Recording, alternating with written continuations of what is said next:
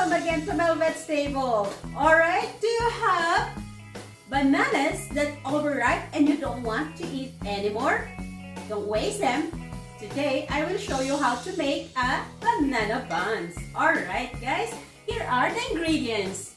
For this recipe, we will use 2 large eggs, 2 teaspoons of active dry yeast, 1 teaspoon of salt, 1 cup of raisins, 2 tablespoons of icing sugar, 1/4 cup of melted butter, 4 pieces of ripe bananas, and 4 cups of bread flour. Okay, first we have to peel the bananas.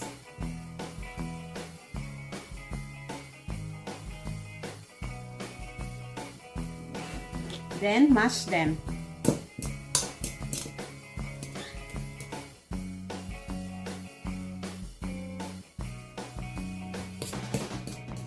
Now we will add eggs.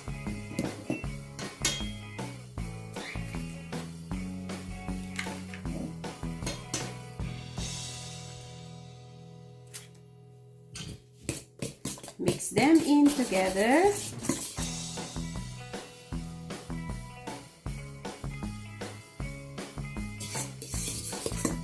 Okay. Add the butter.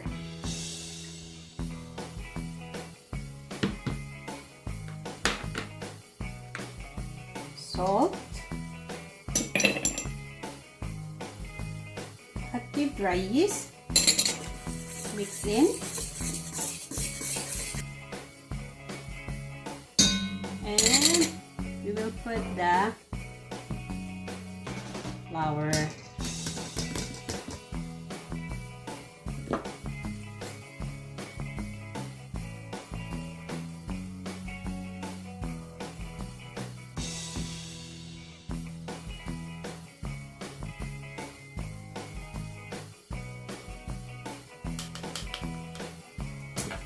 Okay.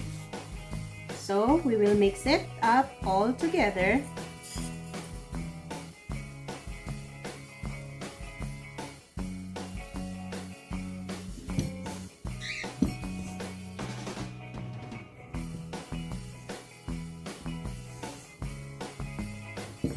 And mix the raisins, right guys?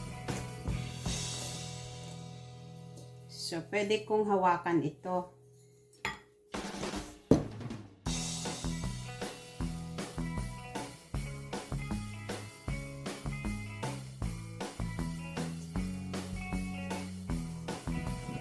And then, init natin ng konti. Lagay lang ng konting flour on the board. Ganito guys. And then, ilagay natin ito. Yan. And, ganyan lang natin. Para lang magbuo siya. We don't need to knead them like when we're making our other kind of breads. Kasi,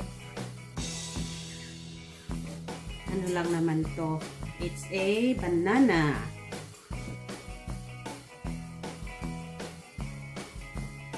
Sa mga bata din na ayaw ng saging, ito ay perfect para sa inyo. Kasi, gagawin natin tinapay. Okay. So guys, ibabalik ko ito sa ating bowl. Okay, let's wait.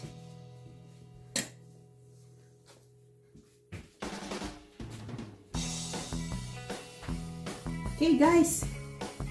Hey guys, let's check it. Ito siya. So, maglalagay tayo ng konting flour again sa ating board. And then, ilalagay natin yung ating water.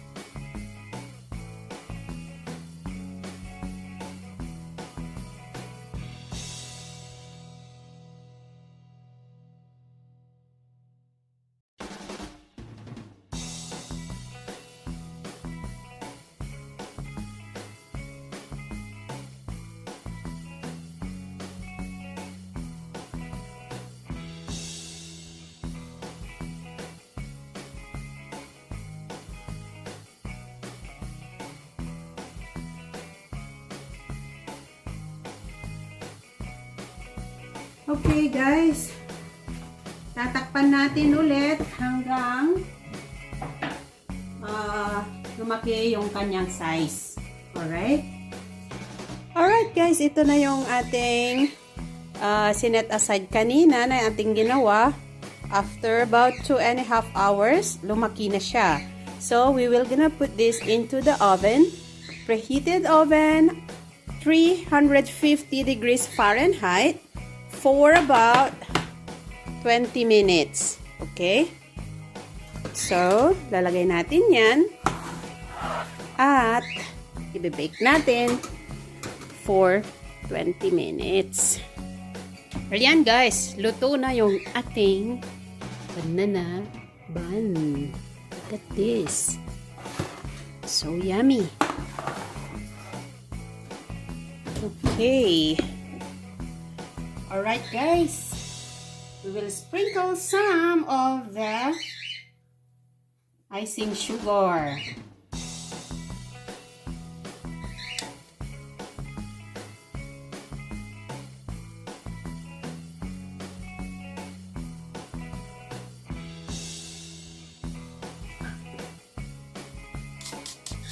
Alright. Okay, try natin.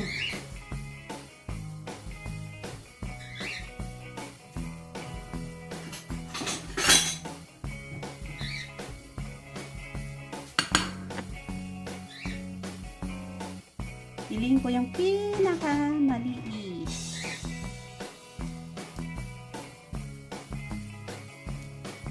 Ayan guys, look at this. Malambot na malambot. Ito pala. Malambot siya guys. At look, so yummy. Hindi mahahalata siya na banana. Alright guys, ito na yung ating ginawang banana pandesal. Napaka-healthy ito. So please don't waste your bananas. Ganito ang gawin ninyo sa inyong mga saging na overripe. Napaka-healthy ito guys dahil hindi tayo naglagay ng asukal, kundi yung ating in-sprinkle na icing sugar. Pero masarap siya. Alright, to all my subscribers, thank you so much. And if you are new in my channel, please don't forget to click on the subscribe button and the notification bell so you'll always be updated every time I will post a video in my channel. Alright guys, see you next time!